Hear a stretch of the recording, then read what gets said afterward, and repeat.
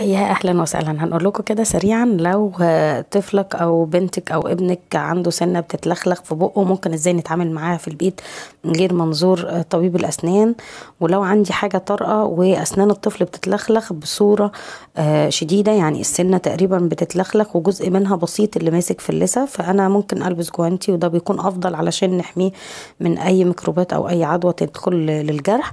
فممكن نمسك حته جزء كده من الشاش ونطبقه بشكل رول كده او نلفه، وبنحط السنة بين الاتنين جوز، وبنحاول نزقها على قدام او ناحية الشفايف لأقصى حاجة نقدر، وندخلها لناحية سقف الحلق لأقصى درجة ممكن نقدر عليها. وطبعا ده ممكن يكون ما فيهوش ألم لو السنة خلاص، يعني الجدر كله متاكل وهي على طرف اللثة. وبعد كده السنة بتتخلع بمنتهى السهولة، والطفل ما بيعانيش من أي ذكرى ممكن تضايقه أو ذكرى سيئة فيها ألم. ليه؟ لأن احنا استنينا لما السنة طلعت لحد اللثة، وبعد كده بنحاول نضغط على الجرح، نضمه بإيدينا